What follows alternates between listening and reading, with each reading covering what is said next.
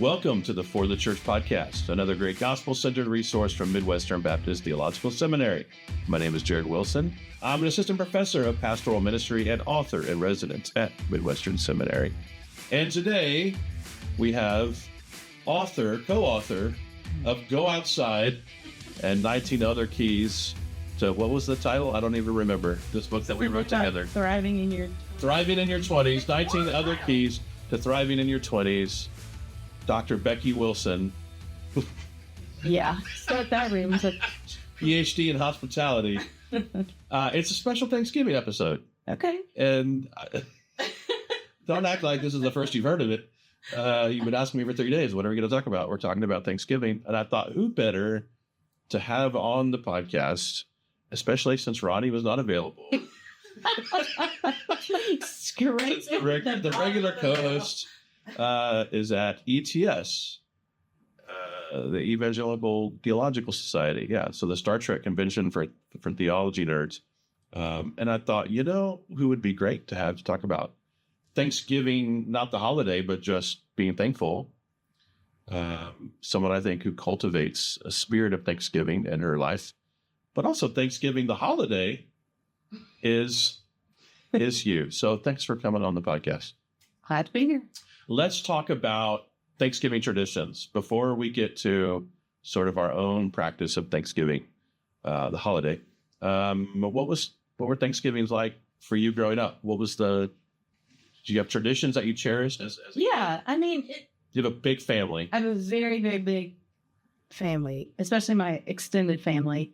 So it was never, we had traditions, but they were never like the exact same thing every year because it just depended. Sometimes it was just my parents, my siblings, and I. Sometimes it was cousins. Sometimes it was like we rented a hall literally and had the whole Matthews clan, which is my mom's side. It was just different every year. But the sort of practices and the food and the things like that were basically the same. It was the same recipes and the same stuff that, my mom's whole family had grown up doing. And so then she taught my sisters and I how to make those same dishes and all that kind of thing. And so the elements were all there. It just, the setting was sometimes different. And the faces around the table were sometimes different. But yeah, I think we equate what you just shared kind of triggered something in my head, or at least a rabbit trail to run down. We equate food with Thanksgiving. It's so integral. Whereas, like, if you think of Christmas, certainly we think of food, but you think of Christmas, you're thinking of, gifts and decorations and, the tree and just all sorts of things like that, little experiences, Christmas movie. For Thanksgiving, we immediately think food. Yes. It's a meal. And I think there are, the historical root, I don't know, remember the whole story, but the Thanksgiving story, right, revolved around a peace meal, sharing between peoples that then became enshrined as us remember that. But also, biblically, right, to give thanks for our daily bread, asking the Lord to provide our daily bread. Thanksgiving is connected, right? Spiritual Thanksgiving is connected to a meal or just the expectation or not the presumption, but the request that the Lord will provide for us and will provide in abundance. So the Thanksgiving holiday is so wrapped up in food. So when I think back to like childhood Thanksgivings, I remember more specific memories related to Christmas growing up than I do Thanksgiving. But what I remember is like going to my Grammy's house and all my cousins and the aunts and uncles and, walking through the buffet line, and there was the kids table and, you sit at the kids table for the longest time and you just can't wait to get to the adult table. And where are you going to be grown up enough to be able to sit at the grown up table? It was more around, the table and the food and all that sort of thing. What did you guys eat when you grew up? Do you have it Thanksgiving? Yeah, Is there a tradition of Thanksgiving? Yes. I come from a very Louisiana family, and we deep fried a whole entire turkey. That's dangerous. Well, you did it outside. But it was a whole thing, like especially when it was the whole big family. And so all my male cousins and my uncles and my dad and all those people were out in the yard frying up however many turkeys we needed. Okay. And it was a whole situation. I mean, like an event, I mean, you have to like lower But this thing oh down yeah, on the, you get and you got to have a massive, obviously, vat. Yeah. I mean, yeah, it's a big deal, but it was part of the experience and part of the fun. And the women are all trying to wrangle the kids away from the dangerous, possibly explosive vats of deep frying oil, whatever. But my favorite bite of food, still to this day, is the cornbread dressing that has been in my family for generations. Yeah, you make this every year. I make it every year. I only make it at Thanksgiving. I don't know why I only make it at Thanksgiving, because it is delicious. Well, it has like 8 kinds of meat in it. It does. It does. It's a meal unto itself. Way back in the day, it was one of those things that you made with all the leftovers from the turkey, so like the gizzards, the liver, all that kind of stuff. But my mom eventually realized that some people just aren't into that kind of stuff. Yeah. So she replaced all the protein, but with what? Like so? So we still use chicken, ground pork, and ground beef. Okay. In this dressing, literally, it's a meal unto itself. Yeah. And it's got to be sweet cornbread. If you don't want to make it homemade, that's fine. Use Jiffy. Jiffy is really good. Boxed sweet cornbread, Southern. Right. Lots of brown butter, lots of green onions. Yeah, it's delicious. So the stuffing, you call it stuffing? Dressing? We call it dressing. Dressing. Because it's not inside the bird. It's not inside the bird. Yeah. So the dressing, that has been a staple all the way through. So even for our Thanksgiving for the last 30 years, no matter where they are.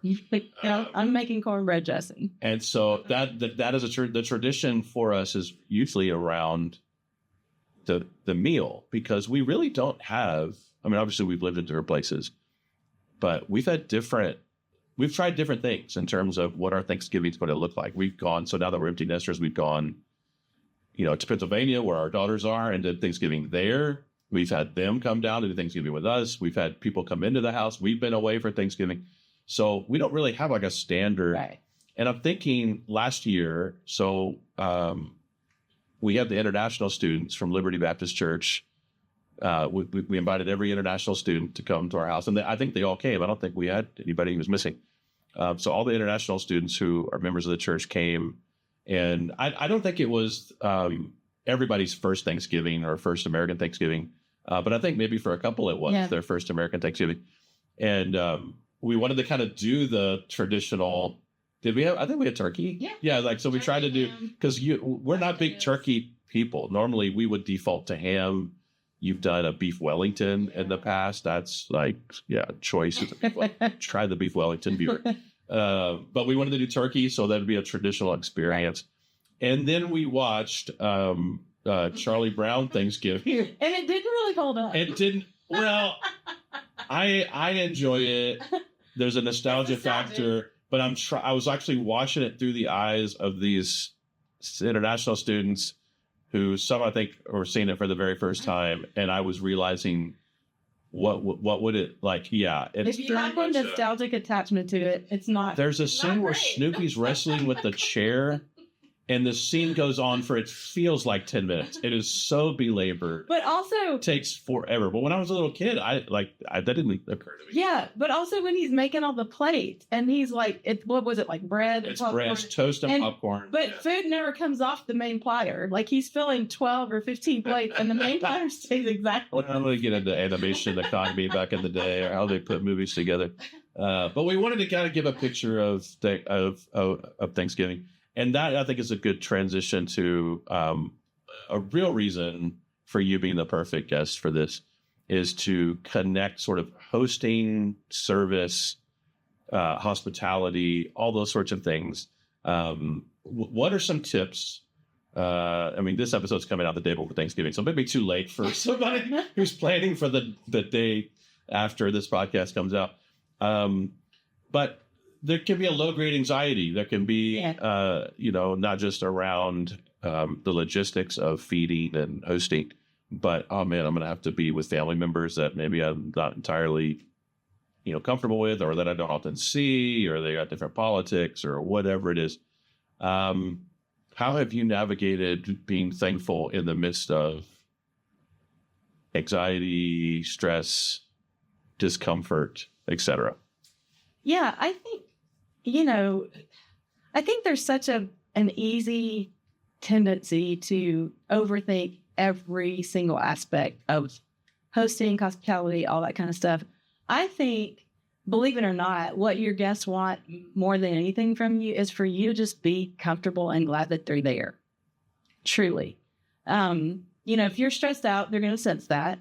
If you're worried about something getting broken or stained or whatever else, they're going to sense that. If the house needs to be treated like a museum, they're going to feel like they don't want to be there because they're going to be worried that now they're anxious because what if something gets missed? All of those things are just not even secondary. They're really not issues at all.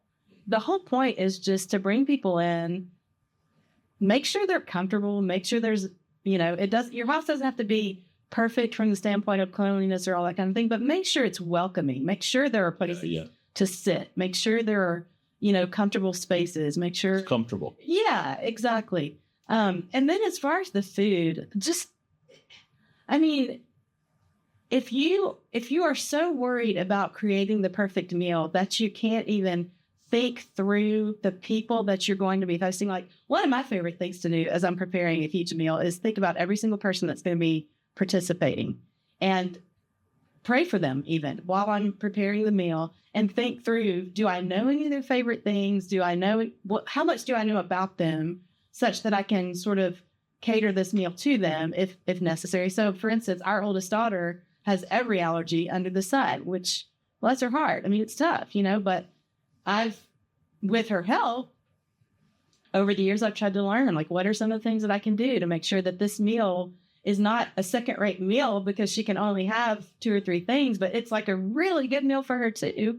And a few years ago, I found the perfect gluten-free, dairy-free, if you can even imagine this exists, recipe for cinnamon rolls. And I tried it ahead of time because I wanted to make sure it tastes good. I'm not one of these people that's like, oh, well, it says it's gluten-free, so I guess if it doesn't taste good to me, they must just be used to it. I'm not going to do that. If it does not taste delicious to me, I'm not serving it, period. So anyway, found this recipe, made it. I feel like if you're weak at constitution, it was yummy. So yummy. So I made these cinnamon rolls and served them to her. And she was so delighted. And this is what she said to me, Mom, I haven't had good monkey bread in years. Do you think this dough would work for monkey bread?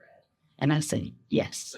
And so Christmas morning, our tradition for a long time had been monkey bread that she had not had in a while. For people who don't know what monkey bread is, could you explain? Yes. Monkey bread is basically like the same sort of dough, like a yeasted dough that you would use for cinnamon rolls that you cut up into like little squares. And then you mix it with all sorts of whatever. It can be cinnamon or butterscotch or even chocolate or whatever. And pile it into a butt pan and then let it rise overnight. And then you bake it in the morning. And it's just this pull apart, gooey, yummy, sweet. And yeah. So anyway. I don't know why it's called monkey bread. Yeah, I don't either. Whatever. I didn't name it. But anyway. So yeah, thinking through, that was a really long rabbit trail, but back to the original point. Thinking through all the individual people and is there a recipe that I can make that doesn't sort of get too outside the menu, but that I know they'll just be delighted when they get here. And or even just, is there a favorite candy or a favorite store-bought something I can have that just will, make them light up? Do they love King's Hawaiian roll? Great. That's one less thing I have to make homemade. And just thinking through all that and just having those moments throughout the day where you can see your guests go, oh, you don't like these, or it's something that you do that I don't think is very common, because obviously we get invited out and we go other places and things like that where other people are, is you will ask, especially if we're putting together a dinner party or we're having people over, you will ask not only are there any allergies, but do you have any like aversions? Because you always say like, I don't want to serve something that they're not going to like, or that they're going to have to, overcome some fear to eat or something like that. And that's just, we've obviously been places where we've been served like, this is what they wanted to serve us. When there was no, and, to be good guest, you just, you don't say, I don't really like this or anything. You just eat it. You just receive it with Thanksgiving. But you make it a point to make sure that someone doesn't have to overcome that. So it's not just an allergy. We had the Pastoral Training Center residents at our home last night. You always make a meal. We always have a meal together with the residents to start our meeting. And that one of our guys doesn't do refined sugar. So there's always an alternative dessert or something like that for him. And you know that one of our guys isn't a cheese guy. But I don't think he's allergic. He's just, No, he didn't grow up eating a lot of cheese in his culture. right. And so he's just, cheese isn't a big deal. And so you made this alternative version of the entree Without lasagna. Without cheese. So much cheese. And it wasn't just like, you made a lasagna. So it was like, it was an alternative cheeseless lasagna type thing, or you use the ingredients to make a different thing. Where, some people would be like, like I got chicken nuggets in the freezer or something.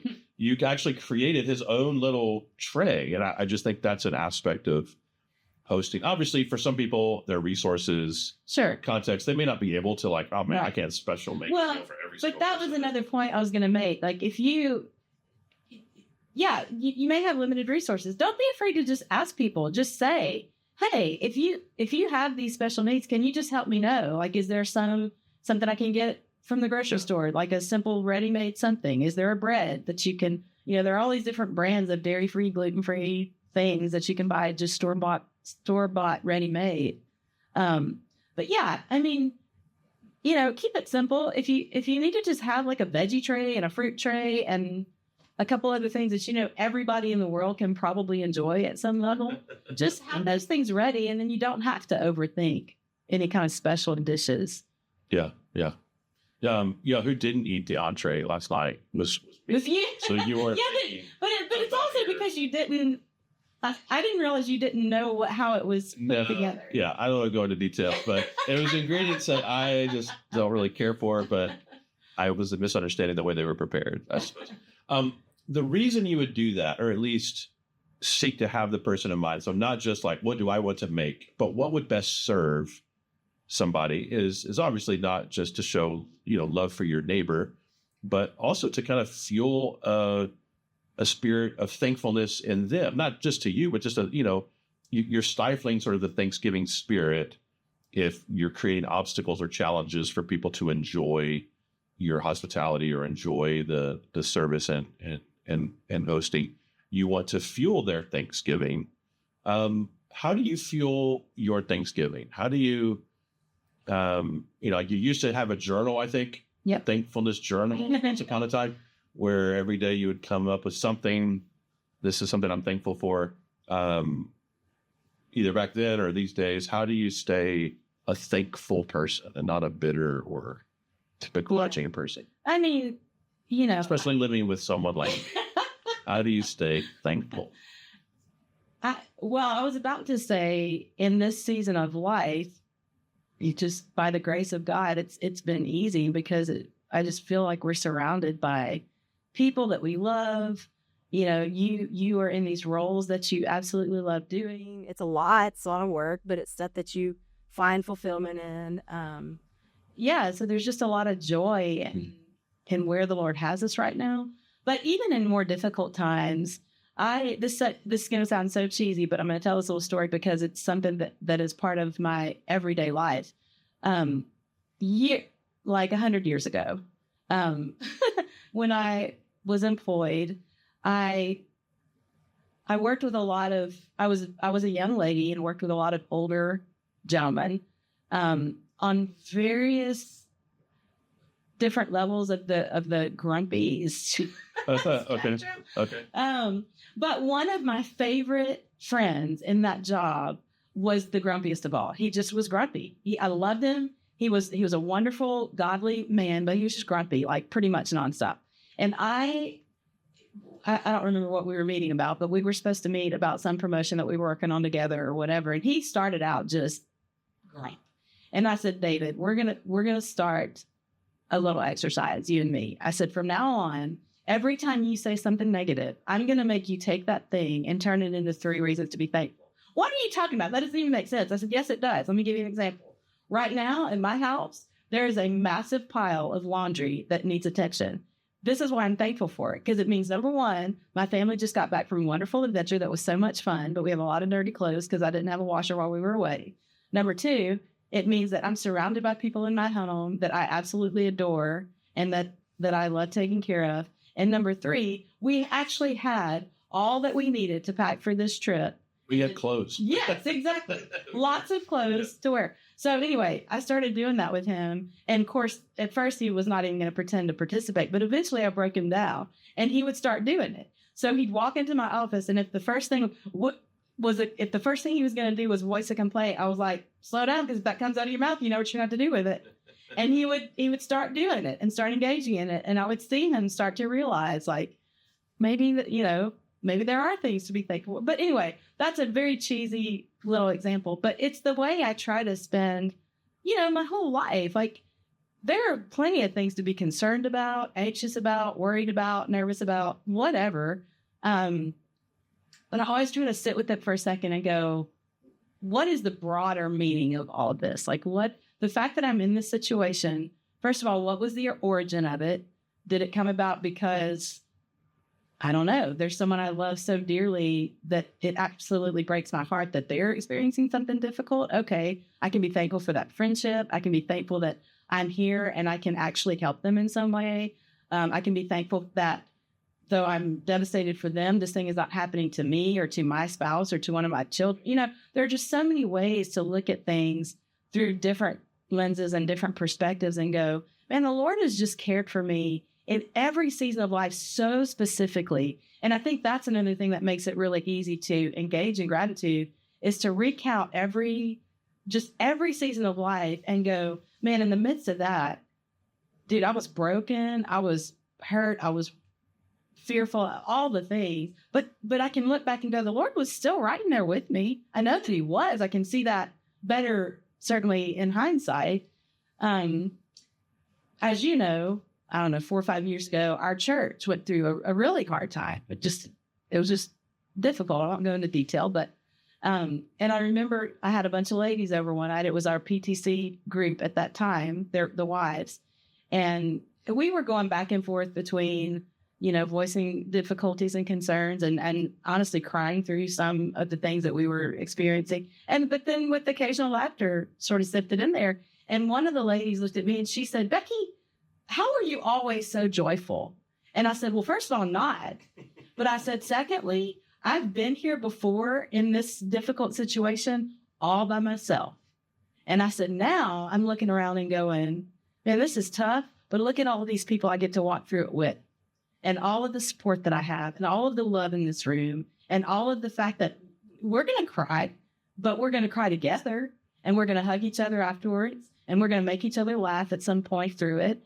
So you just have to recount all those times that the Lord has been there and carried you through things and protected you. And I mean, I even think about stuff in my life that I'm like, oh, that should have been so much worse, but for the Lord. Like, I tried real hard to ruin my life a few times, at least more than a few times. And the Lord had his hand on me. And I can see that so clearly now. Yeah.